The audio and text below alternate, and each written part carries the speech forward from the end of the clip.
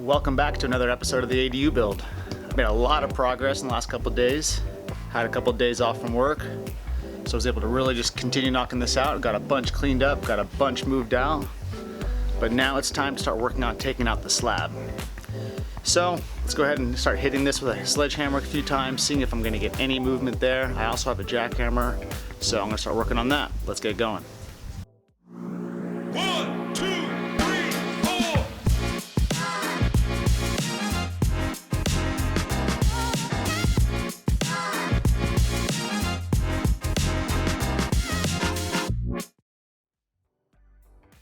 So I think this is a 4 or 6 pound sledge. I wanted to see if it was going to have any movement in the slab just upon hitting it a few times. I didn't really know when this thing was built, when the slab was poured, if there's rebar in it, what PSI it is. So why not start there before I bring out the jackhammer and totally annoy my neighbors.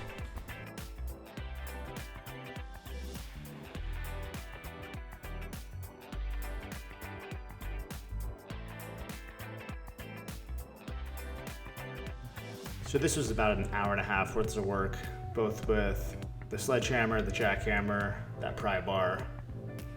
It wasn't working. I wasn't making enough progress fast enough. So I had to pivot my strategy and focus on the areas that I could take out, which was the slab, not so much the footings.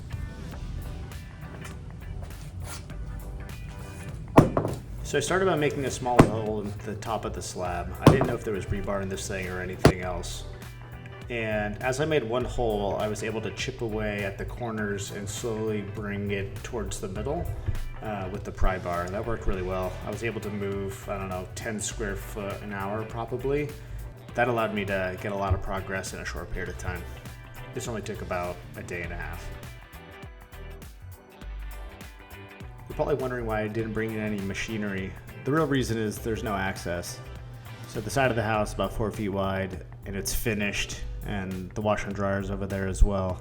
And then the driveway side, I have the trailer that is my current garage, so there's really just no access. So I did pretty much all of this by hand and hauled it to the front yard into my truck with a wheelbarrow. I think I moved probably around 50 wheelbarrows worth, and they're probably 120 pounds each.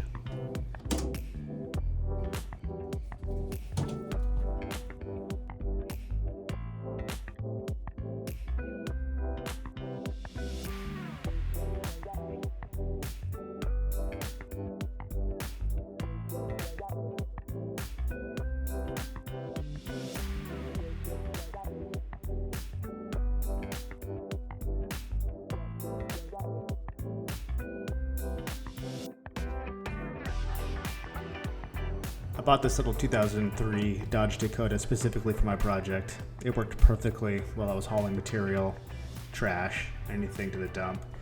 I've since sold it, but it served its purpose perfectly throughout the project. Alright, so now time to take out the concrete pads behind the garage. I poured these probably 5 years prior to this, so I know what's underneath them. I know what the base was, and I know how much rebar's in it. Surprisingly, they say that all concrete cracks. None of these 4 pads had a single crack in it. I don't know why that is. Maybe because we have hard clay subsoil and it's a nice foundation. But I never used that space. It was always just storage. So time to get rid of it all.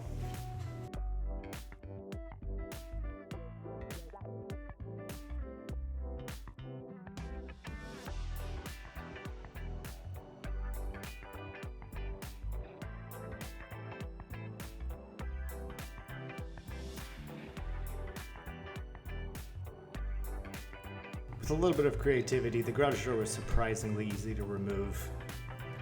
Just had to reverse engineer the installation process, nothing fancy.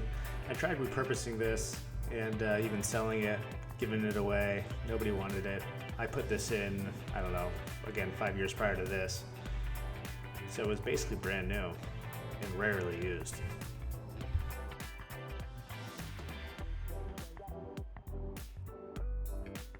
So my intent was to reuse as much of the 7-year-old garage as possible, including the roof rafters here.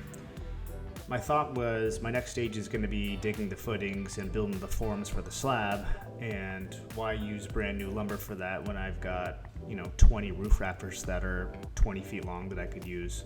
So that's why you see me taking out all of the nails. I wanted to make sure that I could handle them and I could use them upon building those forms.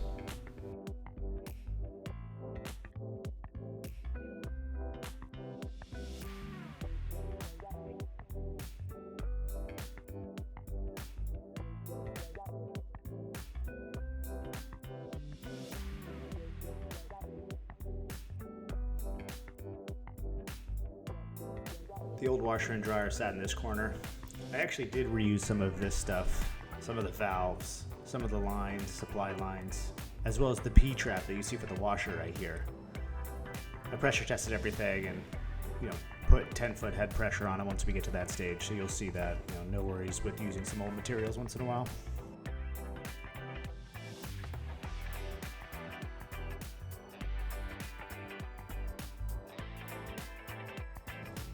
So I specifically waited to demo the rest of the roof and the entire structure until I had the washer and dryer moved. When I bought the place, they were actually on the side of the house, exposed to the elements in some spider-ridden wood box. I put it into the garage later on, but I wasn't quite ready to take down the garage yet without moving those washer and dryer back to the other side of where they originally belonged. So that's why I took down the roof in sections, because I wanted to have some sort of covering until I was ready to move them.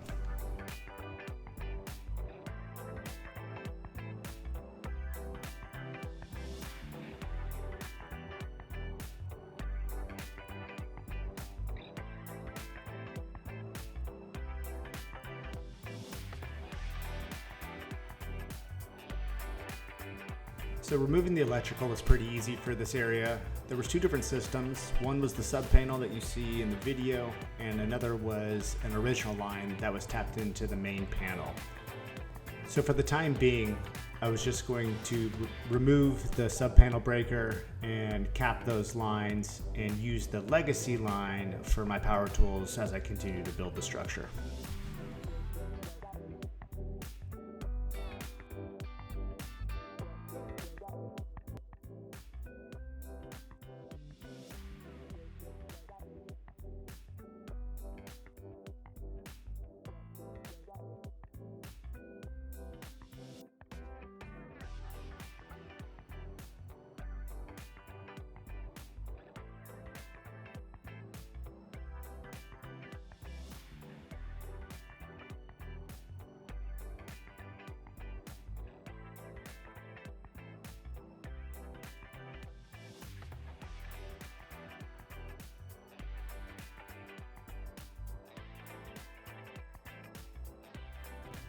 So the beginning of this video started with my inability to break the footings with the tools that I had and the time frame that I wanted to complete it in.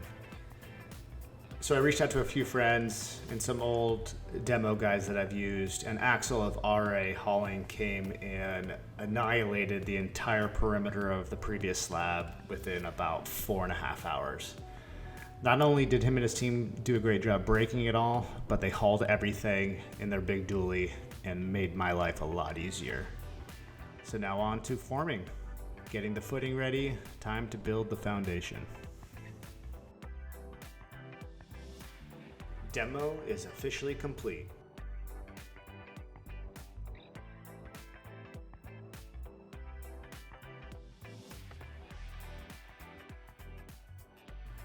Devlin Builder Co. is a general contractor company based in the Southern Orange County area who focuses on high-end accessory dwelling units. If you need anything at all, head to our website and use the contact page for more information.